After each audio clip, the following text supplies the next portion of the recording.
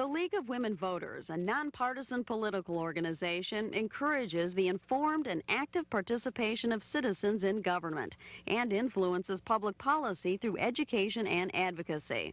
The goal of the League of Women Voters of the United States is to empower citizens to shape better communities worldwide.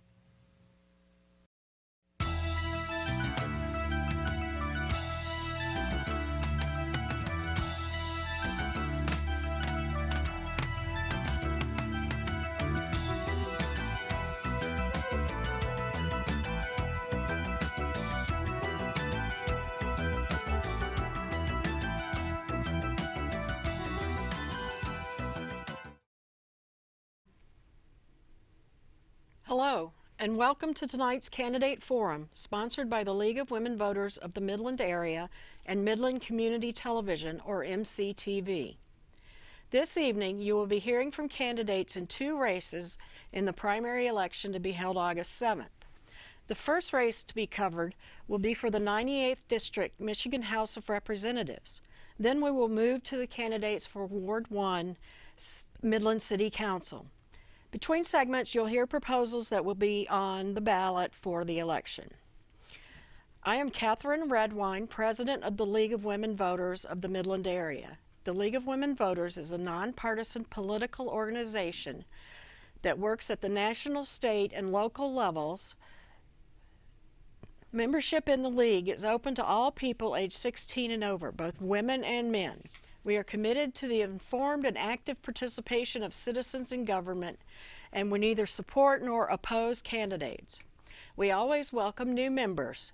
Information about joining the League is available on our website, www.lwv-midland.org, or you can ask any League member about it. Here is an overview of tonight's program. The program is divided into two segments, one for each race. At the beginning of each segment, I will introduce the candidates running for that office and give each candidate 2 minutes for an opening statement. I will pose questions to which each will be asked to respond. Each candidate will be allowed an initial response to each question of up to 2 minutes, as well as a 1-minute reply after both have given their initial responses. The candidates have participated in a drawing to determine who will be the first speaker in each segment. That order will be maintained and rotated throughout the segment.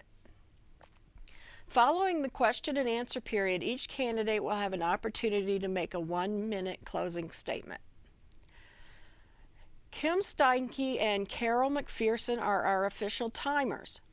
One of them will raise a warning card when the speaker has 30 seconds and then 15 seconds left. When time is up, I will stop the speaker, allowing only the completion of a sentence.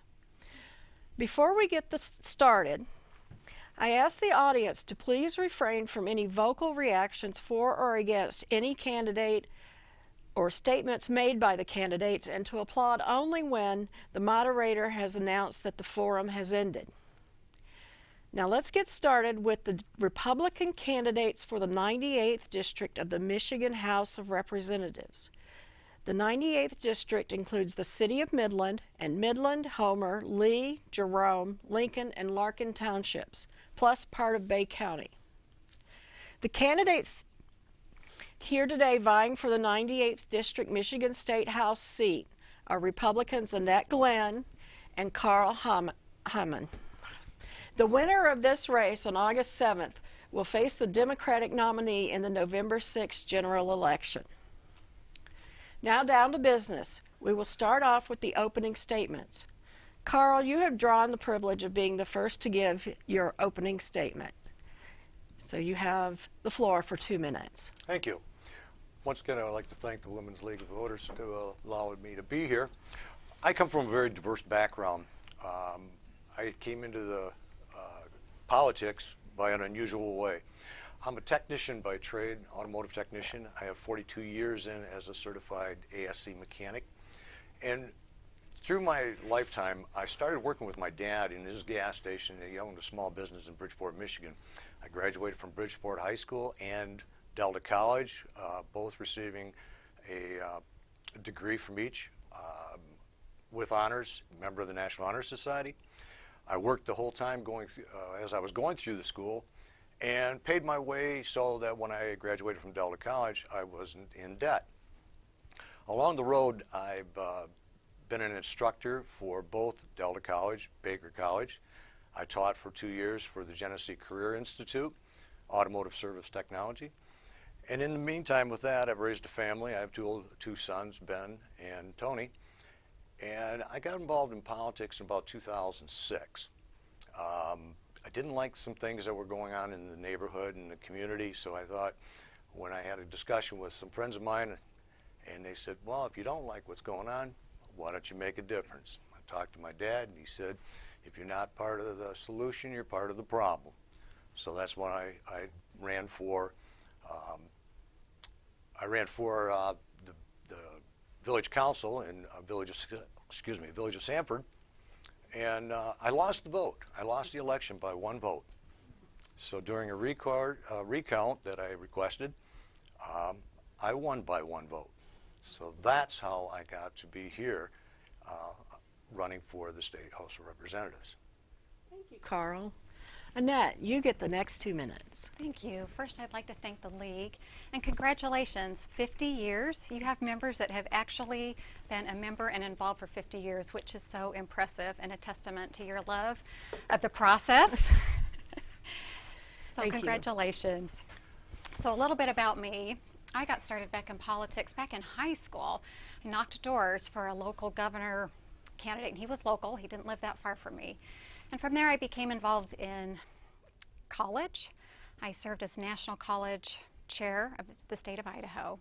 And I actually had the opportunity to serve on the National College Republicans too. I was a National Vice Chairman.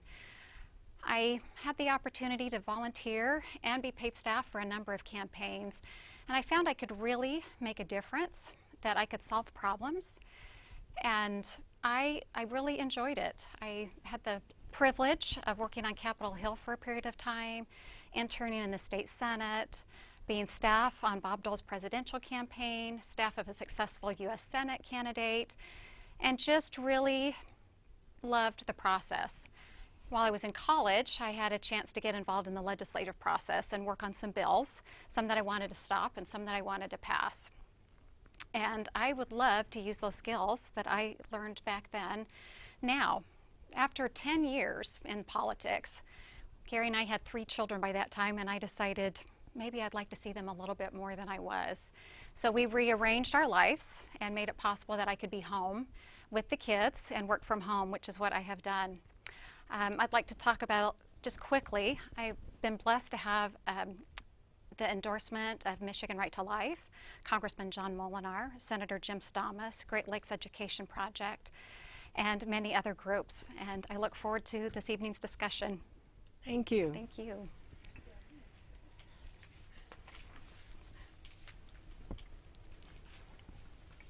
Okay, Carl, you will have the first chance to answer this question in up to 2 minutes.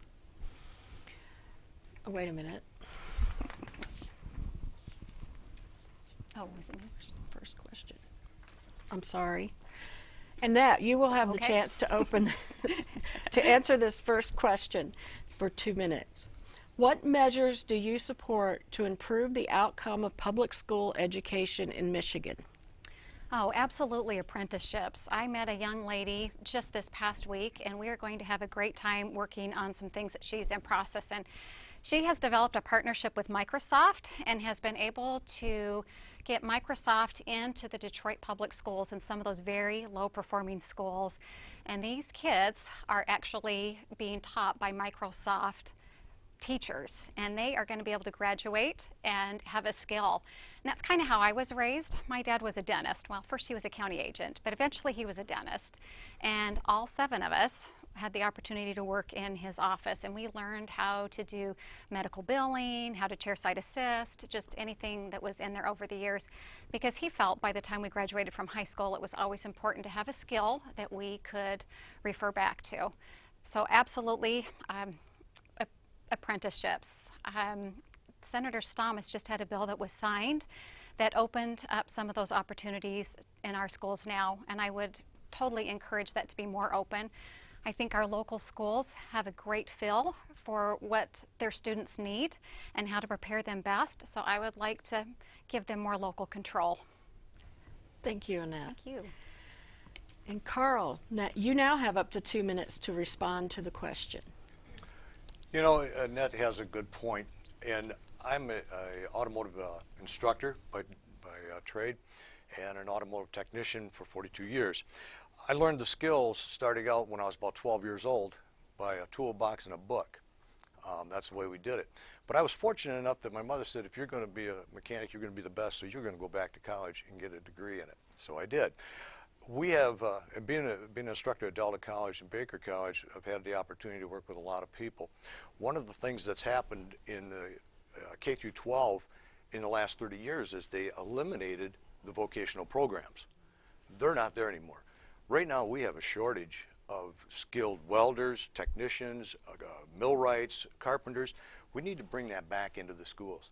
And they need to include that in an education program that gives them credits towards their graduation. When I went to school, I went through all the academic classes, but I really liked to work with my hands. So when I started doing that, I was working in 2 gas stations at the same time, so I was teaching high school students at that time how to read diagnostic equipment. I made a living of doing that for several large companies.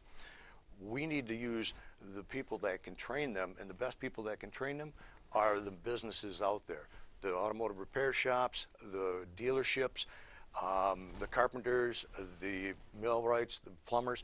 They can teach that skill a lot better than someone that's trained in education. Unfortunately, they're trained really well to do education, but not so much with the skilled trades and the trades that need to be done now. If you follow anyone, they'll tell you we're in dire need of skilled trades. Thank you, Carl.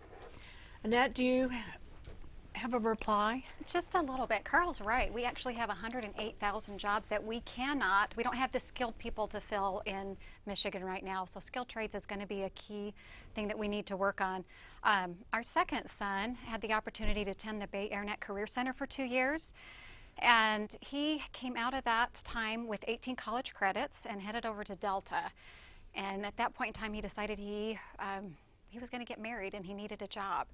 And those skills that he learned from Bay Area Career Center provided him the opportunity to work for a great corporation that was just close. And from there, he's actually gone to California, and he now works for Virgin Galactic as an instrument technician. And I think it would have taken him a lot longer to find where he wanted to be without the option of the skilled trades and the route that we were able to find for him. Thank you. Carl, do you have a response? Well, we seem to be in agreement at this, That's right. on this, because right now we're really, really screaming. I've talked to several people in the automotive industry that can't find people to work because they don't have the basic skills. I've talked to people in the manufacturing industry that they don't have the skills. It used to be years ago when I went to school, General Motors used to have programs where you went to school part-time, then you worked part-time, so it was a cooperative agreement between both the schools and the businesses. We did a lot of that back in the 70s. From the 70s on, that all went away, and I think we need to bring that back. Thank you, Carl. Thank you. Carl, you will have first chance to answer this question. What measures would you support to increase ease of access to voting? For example, early in-person voting, no excuse absentee voting, registration on election day, or anything else? That's really a good question. I propose that we have the electoral day as a holiday. I believe that's one of the things we should do. And before too long, we're going to have the capabilities and the technology that we shouldn't even have to go to a personal place. We should be able to do it electronically. And I think we need to look at that. Anything we can do to increase our voter turnout would be a plus. Michigan has a really good process. I've been through it several times. I've won by 1 vote. I've lost by 1 vote. When I've asked for a recount recently, the vote was pretty close. The recount changed only by 1 vote. They found some different votes, but it was because the machines couldn't read it. But anything that we can do, and I think the electronics means, and by putting it on the internet, being able to do early voting, will help get people to vote. The last election we had in Sanford for the Meridian election for the millage that they were increasing, 17% of the registered voters showed up. So that millage passed for 20 years, a 1.8 mil, by 17% of the registered voters. I think we need to get more people involved. And the easier it is to get there by the technical means, the better we would be. Thank you very much. Annette, would you like to answer this question? I would absolutely love to answer this question. I have some concerns different from Carl's on the electronic voting. I don't think we have the technology to have ballot security with the online voting at this point in time. What I'm doing is I'm spending a lot of time just encouraging people to vote, get out, tell them when the date is. And I think when the candidates interact with the participants, I think that's going to raise the voting. I've looked at proposals and looked at other states to see how they work. So for example, Maryland opened the length of time that you could vote. And what they found is it cost them an additional $2.6 million. And they had exactly the same vote with the short. So I'd be concerned about extending it just only for the purpose of the spending money if it's not going to increase our participation. So I think the candidates really interacting with the people, if we're out more, just door to door, I think when you meet people, they get excited and are more likely to go vote. We've got a lot of great candidates from this area at all levels, so I'm expecting a high level of participation from Midland this year. Great. Thank you very much. Carl, do you wish to reply? No, I think I've just about covered everything I had to say. Thank you. We'll go on to the next question. Okay. Annette, you were first on this question. What is your opinion of the Good Jobs legislation package that was passed in 2017 offering tax-based incentives to businesses relocating or expanding in Michigan? Oh, good question. I don't know that I'm an expert on that topic, and I will admit that right off. I think there's perhaps maybe better ways, concrete ways that we could definitely bring businesses in. I know enough people that move and transfer and go from states, and they tell me the things they're looking at are good housing, they're looking for good schools, they're looking for a good environment. And I'm not sure that Michigan has done a great job of selling itself for the absolutely phenomenal state it has been. So often we find people that are transferred here to Midland, and they just find it this wonderful gem that they would never have imagined existed in Michigan. We've been here 20 years, and it is absolutely the best place to raise kids. It is just a phenomenal community that we're blessed to have. So I'd look at lowering the income tax rate. We had a temporary increase. Well, it was sold as a temporary increase, and it is still there. So I would definitely support rolling that back. I would support opening our energy policy so that we would have lower rates for both individuals and businesses. With that being the single largest cost for manufacturing and for Dow, Dow has said, well, Ann Liveris in his book said that if we wanted Dow to increase manufacturing, we needed to have more competitive electricity rates. So those would be some of the things that I would look at helping to bring more jobs to Michigan. Great, thank you. Thank you. Carl, you're next. That's a very interesting question because I was born and raised in Michigan. I've been here all my life, and we've had a mass exodus from this state for the last 40 years. It just didn't start here just recently. I believe the first exodus was in the early 70s, 73 to be exact, when we had the first oil embargo. There's a lot of things that we need to do in Michigan to bring those people back. And if you look at every city except for Lansing, Grand Rapids, and Midland in the last 30 years, they've all been exodus. You look at the jobs that go, that means income leaves. We have some issues that really need to be handled. The energy cost is one. We need to fix our infrastructure and our roads, and I'm sure everybody has heard about infrastructure and roads. Our roads are terrible. When you have road construction that's been done 7 years ago, and now we have to rebuild it in that brand new highway in the Grand Rapids area, $12.5 million, we have to redo it now. That only lasted 7 years. We need to have some recourse on that against the contractors. We need to hold MDOT responsible for How come these roads are only lasting 6 years? We bring that back. We have our facilities around. Midland's been very fortunate because we have so many parks and recreational facilities and things like that. Other areas don't have that. But you have that, those people will start coming back, but you got to have good paying jobs. And to get the good paying jobs, you got to have the industries coming back in. So if you show the industries that you're looking at fixing these problems with the infrastructure and the parks and recreation and facilities like that for the families, they'll be coming back. Thank you. Annette, do you have a response? Just a small one. Michigan has the highest insurance rates in the country.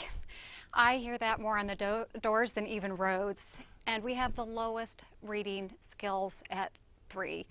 I think until we reverse those and we have lower insurance rates and our kids are learning to read, I don't know that we're going to be able to grow like we should. And I'm excited to have the opportunity to work on fixing both of those. Thank you. Carl, do you wish to reply? I'm glad that Annette brought that issue up about the insurance rates. We have the highest insurance rates in the country. And that was because our legislature passed legislation back in, I believe it was 2014, I might be wrong on the year, but we have the MCCA with a catastrophic fund, and that's being run by private corporations. You know what that means? There's no accountability to the legislatures. So we have no idea how much is in the fund, how much they're paying out, or how much, and they're asking for more money now. We need to get that looked at seriously, and I had a discussion with Jim Stomlos about that. We need to redo that legislation. It wasn't done right, it wasn't kept in-house, and we have no control over it, so we don't know.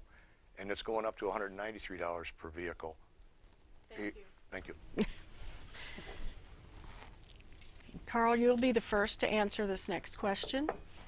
How do you plan to make yourself available to your constituents? That's a really, really good question. Because the only reason I'm doing this is because of the people. I've worked on the village council since 2006. I took a 4-year hiatus trying some other activities. I got reelected back in 2016. But my main concern is for the people in our area and to represent them. People in my jurisdiction have my personal phone number, so that if they have a problem, they can call me direct, and I want everyone in my jurisdiction to have that. I want to be accessible to them so I can answer their questions and represent them. I'm not going to the state legislature for me. I'm going there for the people in my district. Thank you. Annette, your turn. Thank you. Well, one, our phone number is still published. Do we still have phone books? I think we still have phone books. So we've always had a listed phone number so that anybody could find that and call. Well, hopefully not 24/7, but we have had some late phone calls that we've been able to help constituents with emergency issues and things. So that would stay. We would absolutely still keep that listed. I'm open. Office hours, I think, are a great. Coffee hours, I think, is what they're often called. So as soon as I have a good feel for what the schedule is and the requirements are in Lansing, I would love to have those coffee hours, and not just in Midland, but around up in Pinconning, over in Linwood, and Auburn, and Sanford. So we'd be accessible by phone. And coffee hours. When I worked in DC, that was my job. I was that first line of defense when somebody had a problem. I was the one that got to help them find their Social Security check. And that will be how I will train my staff, that we work for them. We work for the people. They don't work for us, we work for them. Thank you. Carl, do you have a reply? No, pretty much Annette said just about everything that I would say is that you have to be accountable to your constituents. You have to make yourself available. Be in the when you're not in Lansing, you have to be in the neighborhoods, at the township meetings, at the village council meetings, at the city meetings, so you know what's going on in your jurisdiction, because you're there representing them and you want to help them. Annette, do you have a response? Just quickly, one thing that I have really grown to love on the campaign trail is knocking doors. And I just made a decision in the last couple of weeks that that would not just be an election year activity, that I really wanted to be out meeting people at their doorstep and just listening to what they wanted to tell me and what they were looking for from Lansing. So I have That's what I'll do year round. I'll be knocking doors. So you might find me on your doorstep in December if I'm so privileged to be elected and represent this community. Great, thank you very much. And thank both of you. Now we have time for a 1-minute closing statement from each candidate. And we will have Annette go first. Thank you. And thank you again for this opportunity. It's a good warm-up. Carl's run for office a number of times, and this is my first time as a candidate, so it's been a new experience to be on this side, and I'm enjoying it. So I would just like to tell you about some of the groups that have endorsed me, in hopes that will give you an idea of where I come from and why they're supporting me. So like I said earlier, Michigan Right to Life, Congressman John Molinar, Senator Jim Stamas, the Great Lakes Education Project, and they're all about innovation in education. Some of those things that we talked about earlier. Michigan Freedom Fund, Associated Builders and Contractors, both locally and at the state level, the Small Business Association of Michigan. Again, they're going to be my partner in helping to bring new businesses here, and the Michigan Chamber of Commerce. So I would just really look forward to taking the skills that I've learned and my enthusiasm to Lansing and just being a great representative and just working hard for everybody. Thank you. Thank you. And Carl, you have a closing statement. Yes, first of all, thank you for allowing me to be here and have the opportunity to express my views to my constituents and the audience. I come from a different angle. I'm not a career politician. I got involved in it because of the community. I took charge of the Downtown Improvement Project for the Village of Sanford, which was a $1.2 million project, and seen that through to the end. And I want to take the skills that I've learned through life, being in business, educator, and on the local level to the State House of Representatives. Thank you very much. That's it, voters. Republican primary candidates for the 98th Michigan House seat have given you their views. We hope something said here tonight will help you in your voting decisions. Remember that in the Michigan primary, voters cannot split their tickets. You can vote the Republican or the Democratic ballot, but not both. And we will return after this message about upcoming ballot proposals in Midland County.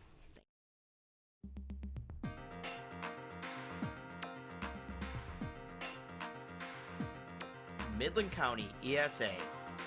Midland County Educational Service Agency Regional Enhancement Millage Renewal Proposal. This proposal will allow the Intermediate School District to continue to levy regional enhancement millage that will expire with the 2018 levy. Pursuant to state law, the revenue raised by the proposed millage will be collected by the Intermediate School District and distributed to the constituent districts of the Intermediate School District based upon pupil membership count. Shall the limitation on the amount of taxes which may be assessed against all property in Midland County Educational Service Agency, Michigan be renewed by 1.5 mils, or $1.50 on each $1,000 of taxable valuation, for a period of 5 years, 2019 to 2023, inclusive, to provide operating funds to enhance other state and local funding for constituent district operating purposes. The estimate of the revenue the Intermediate School District will collect if the millage is approved and levied in 2019 is approximately $4,800,000, which funds are expected to be dispersed as required by statute to Bullet Creek School District, Coleman Community Schools, Meridian Public Schools, Midland Public Schools, Academic and Career Education Academy, the Midland Academy, Windover High School, and Midland County Educational Service Agency.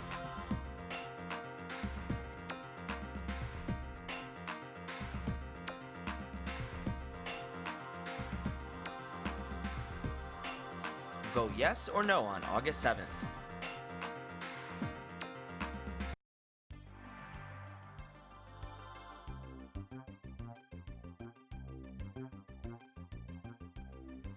Road Millage Renewal Proposal.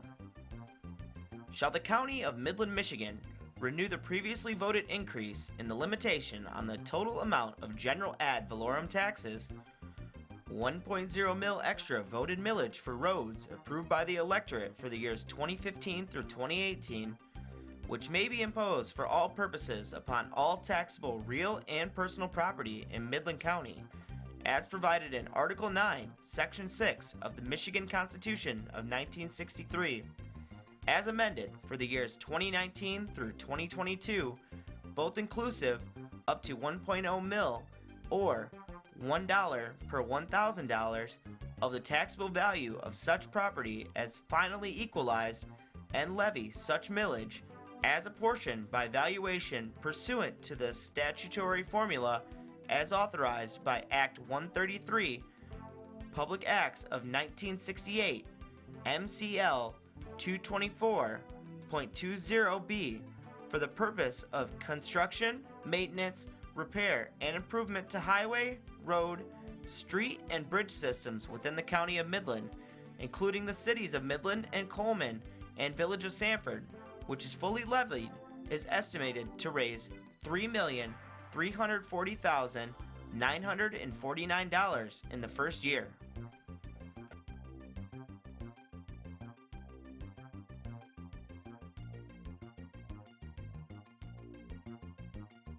Vote yes or no on August 7th.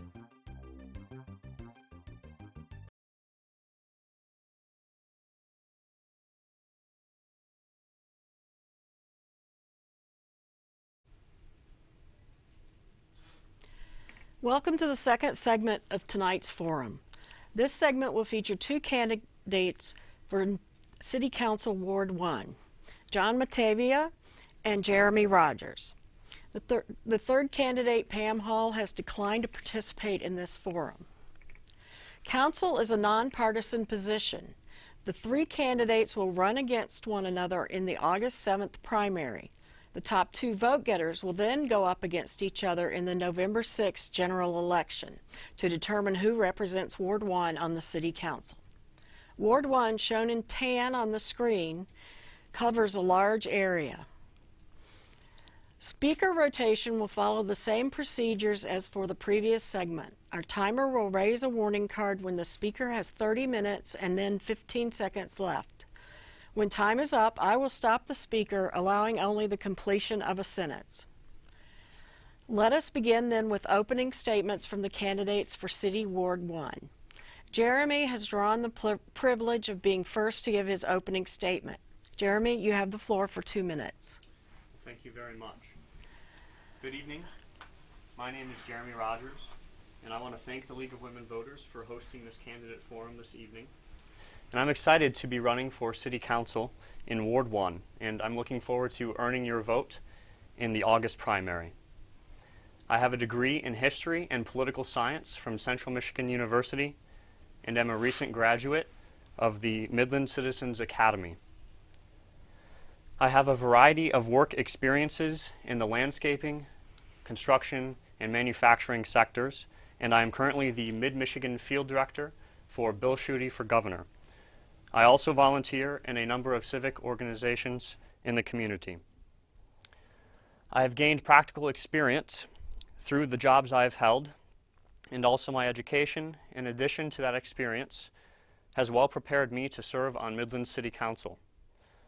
I will bring a blue-collar work ethic to the City Council, and I am able to relate to and work with people in all walks of life.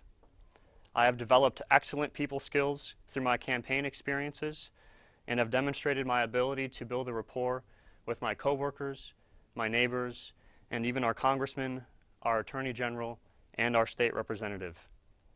This is a skill that will help me in working with constituents as well as others in the city government. Thank you. Thank you, Jeremy. John, you get 2 minutes for your opening statement.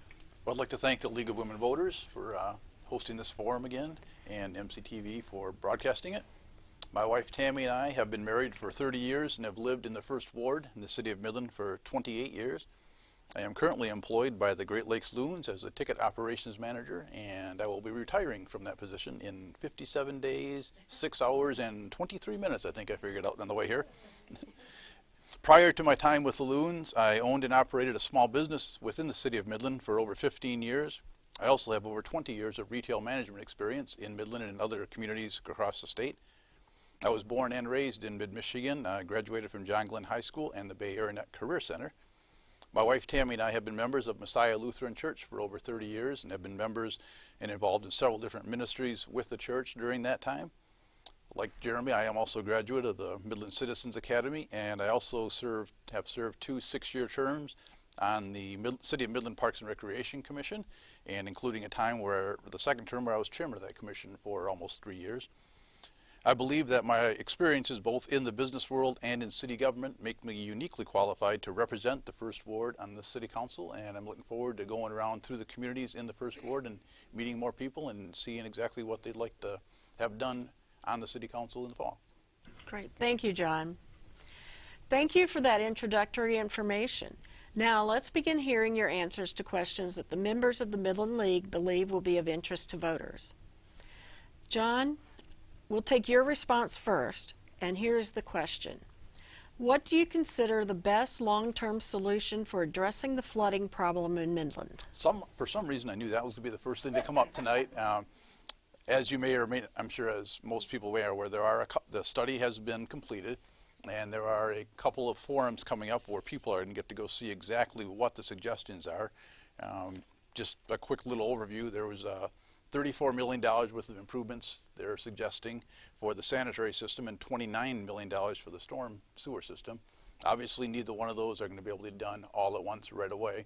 So there's 2 opportunities. I believe it is the 25th of July at Midland High School and the 31st of July at Dow High School for the community to go to listen to what the suggestions and the options are going to be, and we have to figure out what we can afford to do when and how long it's going to take to do what needs to be done. It's probably going to be a 10 to 20 year fix, I'm imagining, by the time we're looking at $60 million. And as you know, with anything else, that's not going to go down. The cost of that is going to go up over the next 10 to 20 years. So it's going to be something that definitely needs to be addressed, and we'll have to wait and see what the study says and take the best steps after that. Thank you. Jeremy, you have 2 minutes to respond. Well, thank you. The city needs a fiscally responsible long-term plan to address our infrastructure funding needs. And I agree with Mr. Mativia. I think this is something that will be a long process. I don't think this is something that can be done quickly. $69 million is a lot of money. I do think that the City Council also, as part of that long-term plan, needs to have a plan for paying off our unfunded liabilities, which totals $137 million, which is 15.5%. We're spending 15.5% of our budget this year on just that alone. And I think if we could work on both issues in tandem while we're paying off those unfunded liabilities, that would actually increase the amount of money in the budget. Well, not increase, but it would free up some of the money in our budget that would enable us to more quickly fix the infrastructure issues. Thank you. John, do you have a 1-minute reply? No, I don't think so. I think we're Okay. good. Thank you very much. And Jeremy, you will be first on this coming question. Okay. What measures would you support to address the shortage of affordable, suitable housing for low-income residents? That is a fantastic question, and by no means am I a housing expert. If I have the privilege of serving as the next city councilman for Ward 1, that's an issue that I will be looking very closely at, and I know that there are several people that have opinions on that, including Tom McCann, excuse me. There are members of the community who have, I think, great ideas and suggestions for dealing with that, and I would love to hear from constituents in Ward 1 what their concerns are. Thank you. John, you have 2 minutes. I think the first thing we have to do is it has to be solved by the private sector, and I don't think it's going to be solved by government. It needs to be maybe a case of where there are incentives out and to attract people to come in and to build that kind of housing. It's not going to take place with existing housing. I don't know, we're probably talking about apartment complexes and such, and definitely will be something that should be done through the private sector, and I'm not really sure that the government is the one that's going to solve that issue. Jeremy, do you want to take your 1-minute reply? Yes, please. I also agree with Mr. Mativia, and I do think that whatever solutions are pursued, they should be private sector solutions. I think that the City Council, the City of Midland, we need to provide an atmosphere that is favorable for economic growth. I think that's one way that we will help deal with this issue. And you know, I think if you look at Midtown and some of the recent developments in Midtown, that's an excellent example of how individuals in our community giving back to our community and getting involved are making a difference and making improvements in the city. And that's something that I think we need to continue to foster. Thank you. John, do you have a reply? No, I don't believe so. Okay, thanks. Okay, Jeremy.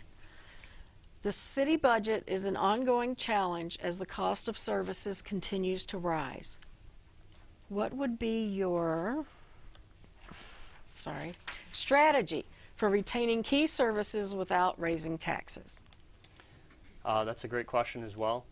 And you know, the city, I've met with multiple members of the City Council, and it's been made clear to me that the City Council takes raising taxes very seriously. That's something they only do when absolutely necessary. And in fact, there have been times in the past when they've actually lowered property taxes when possible. And I admire that very much.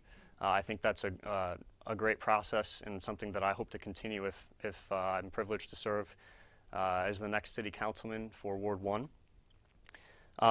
We have excellent services in this city, and that's something that I appreciate, and something that I think we need to make sure that we continue to provide. It's one of the aspects of Midland that makes it a unique and special city, and I'm willing to roll up my sleeves and get to work and work with the City Council on making sure that we continue those great services that we have.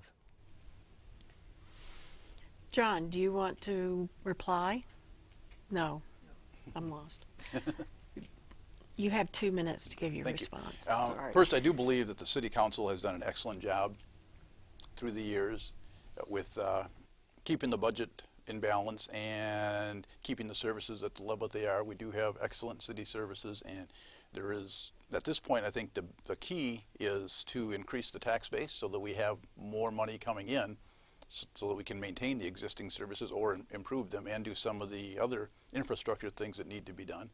And the way to do that is by enticing development, either in business and in housing also, to bring in more taxpayers and to increase our tax base. Because definitely the City of Midland and the City Council no one wants to raise taxes, and no one wants to cut their services. So there has to be a bigger pie to split it up. Jeremy, would you like to make a 1-minute reply? No, thank you. Okay. So for this next question, Jeremy will go first. No, John will go first. So I have Jeremy down. Did you go first last time? I did. Okay. Yep. John will go first. Okay. I'm so sorry. Okay, that's okay. What are your ideas for expanding new and more diverse economic growth in Midland? Well, I think what's going on, there's a lot of neat and exciting things going on in the downtown area, but I think that we need to expand that out to other parts of the community. It seems to be whenever they're talking about development, it's always either in the mall or downtown, or the mall area or downtown, and that's where things are happening now also.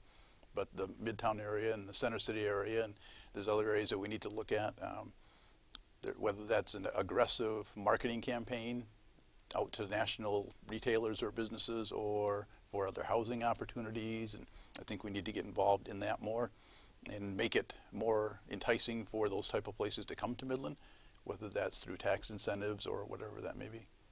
Thank you. So Jeremy, you have 2 minutes to give your response. Well, thank you. I believe that the City Council is already doing a good job of promoting an atmosphere for economic growth, and I look forward to potentially working with them to maintain the positive momentum we've seen in the past few years. I think we need to focus as Mr. Mativia already said, on incentivizing businesses or trying to draw new businesses and residents into the city of Midland through things like investing in the streetscape in our city. We need to promote Center City District as well as the new Midtown District, like Live Oak Coffee House and some of the recent activity that has been going on there. And I want to reiterate, though, that ultimately I do believe that it's individuals like you and I investing in our local community that will be the catalyst for continued economic growth. I also think it's important that we continue to partner with the foundations that Midland has. That's a resource that we're privileged to have, and that not many other cities our size have access to that. Thank you. John, do you want to reply? No, thank you. Okay, thank you. So, Jeremy will go first for this question. Okay. How would you engage with your constituents, especially for getting feedback or input when the council is faced with critical decisions that impact the city?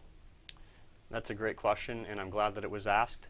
You know, I will be one of my number one priorities as a city councilman, if I am privileged to serve as the next city councilman for Ward 1, is to engage with the citizens in Ward 1. I think it's my primary role as a city councilman to represent the interests of the individuals, the citizens of Ward 1, as well as the businesses in Ward 1. And I will utilize technology tools, Facebook. I will make sure that when important votes are coming up, I post information on a Facebook page that's open to everyone so that everyone can see. I will have an email address that anyone who doesn't have Facebook would be welcome to email me and ask me questions, and I will always be forthright and happy to answer any questions that I receive that way, as well as I will always make sure that my personal phone number is available and accessible to the constituents in Ward 1. Thank you. John, you have 2 minutes to respond. Thank you. Yes, well, like Mr. Rogers, I do believe social media is very important nowadays, so you need to be accessible in that way and also via the phone. But I plan on doing a lot of walking around and talking in the neighborhoods to the constituents, getting to know them, and especially when important things are coming up, and to see what people think. I don't think we see nearly enough of that in our community now. But yeah, like we will definitely have an email address and a Facebook page and a phone number that can be contacted, along with going around through the neighborhoods and speaking with people. Thank you. Did you want to reply? No, thank you. Okay, wonderful. We will finish with 1-minute closing statements for our candidates for Ward 1 City Council.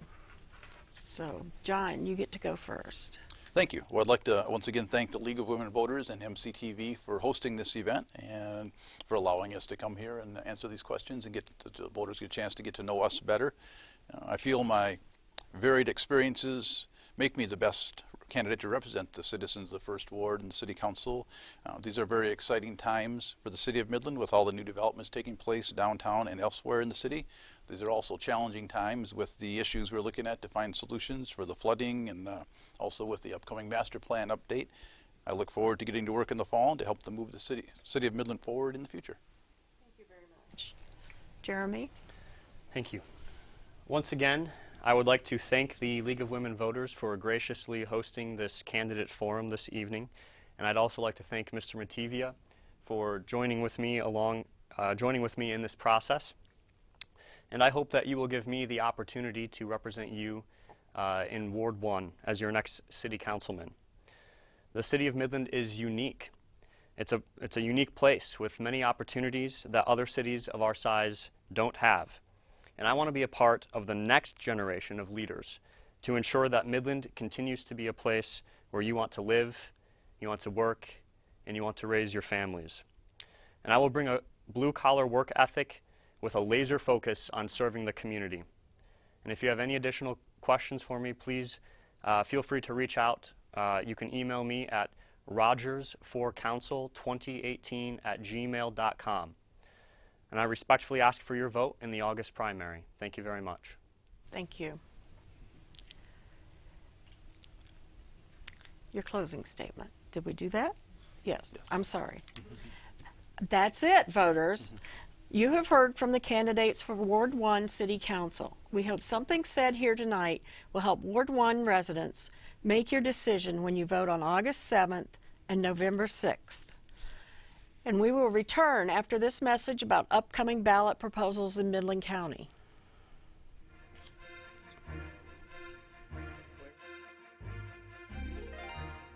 Services to Older Citizens Millage Renewal Proposal.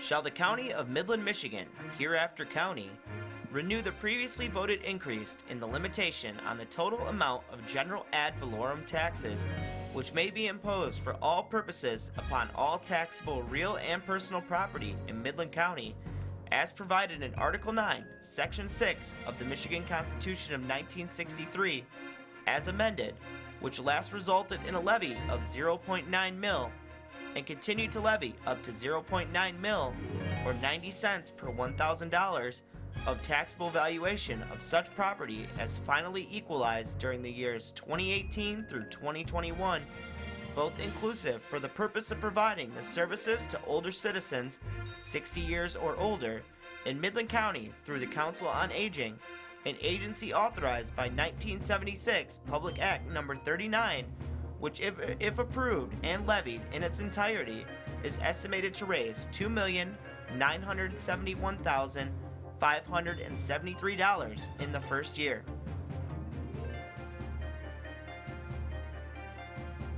Vote yes or no on August 7th.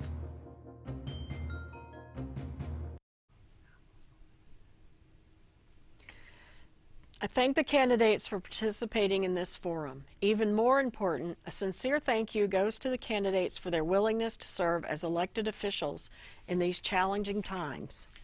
And to our listeners and viewers, thank you for your time and interest in watching this forum. Members of the League of Women Voters of the Midland area sincerely hope that what you have seen and heard on this program tonight will help you with your voting decisions. We believe it is vital that citizens demonstrate informed and active participation in our government, so be sure to vote. The polls will be open on Election Day, Tuesday, August 7th, from 7 a.m. until 8 p.m. Be sure you know the location of your designated voting place, and if you are voting in person, have your necessary identification with you. For more information on candidates and proposals and other items that will be on your ballot, go to vote411.org, an online voter guide published by the League of Women Voters. Absentee ballots for those out of town on Election Day or otherwise qualified to vote early are available at clerk's offices in the city and throughout Midland County. Absentee ballots must be returned to the clerk's office before the close of polls on Tuesday, August 7th. If you need to obtain an absentee ballot, visit your clerk, your city clerk or your township clerk. Contact them and they will get you set up right away. If you have questions on absentee voting or any other aspect of the election process, please contact your clerk's office. Finally, I extend a very special thank you to the people who have made this program possible. Our co-sponsor, MCTV, manager of MCTV and Library Communications, Matt Richardson, production director, Matt Thomas, and crew, Kevin LeDuc and Sherry Tausk. Also, volunteers Tom Knaub and Tim Doyle, without whom we could not do this program. Thank you. Thank you also to the following contributors from the League of Women Voters of the Midland area. Voter Service Co-Chairs Sue McCollister and Kim Steinke, Carol McPherson, Kathy Mitzel, and Carol Swinehart. Remember, please vote on August 7th. Thank you.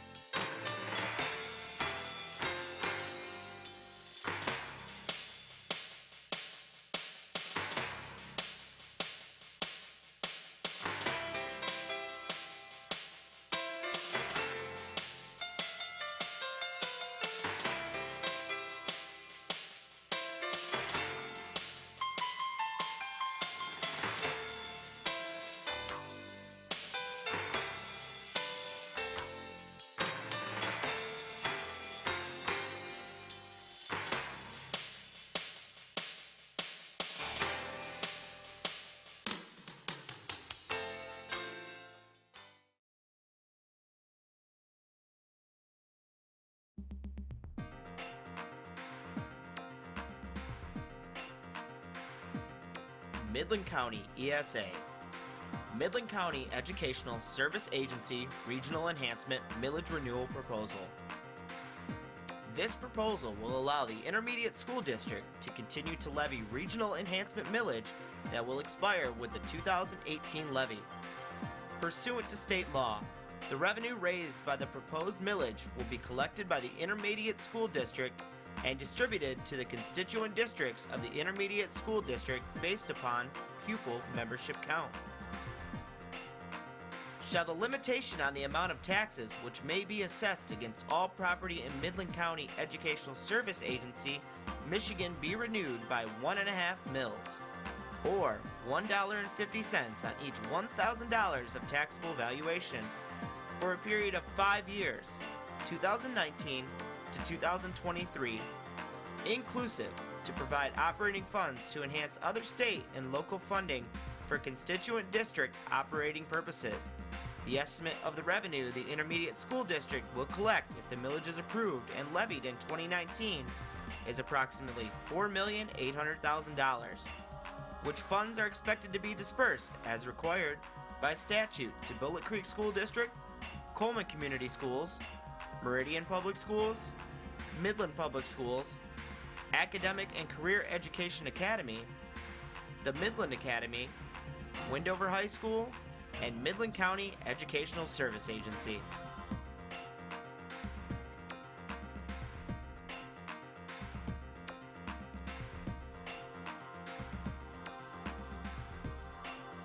Vote yes or no on August 7th.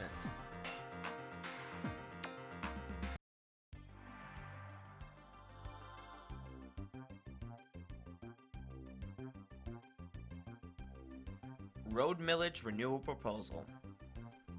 Shall the County of Midland, Michigan renew the previously voted increase in the limitation on the total amount of general ad valorem taxes, 1.0 mil extra voted millage for roads approved by the electorate for the years 2015 through 2018, which may be imposed for all purposes upon all taxable real and personal property in Midland County, as provided in Article 9, Section 6 of the Michigan Constitution of 1963, as amended for the years 2019 through 2022, both inclusive, up to 1.0 mil, or $1 per $1,000 of the taxable value of such property as finally equalized, and levy such millage as apportioned by valuation pursuant to the statutory formula as authorized by Act 133, Public Acts of 1968, MCL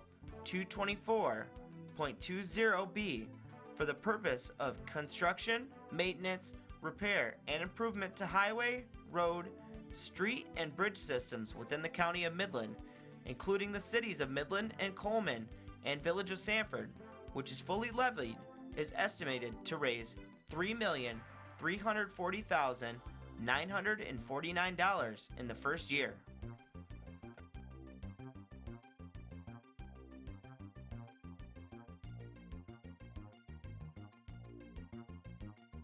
Vote yes or no on August 7th.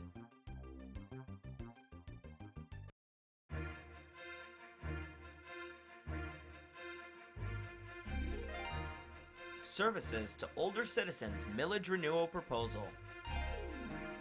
Shall the County of Midland, Michigan, hereafter County, renew the previously voted increase in the limitation on the total amount of general ad valorem taxes, which may be imposed for all purposes upon all taxable real and personal property in Midland County, as provided in Article 9, Section 6 of the Michigan Constitution of 1963, as amended, which last resulted in a levy of 0.9 mil, and continue to levy up to 0.9 mil, or 90 cents per $1,000 of taxable valuation of such property as finally equalized during the years 2018 through 2021, both inclusive, for the purpose of providing the services to older citizens 60 years or older in Midland County through the Council on Aging, an agency authorized by 1976 Public Act Number 39, which if approved and levied in its entirety is estimated to raise $2,971,500 $573 in the first year.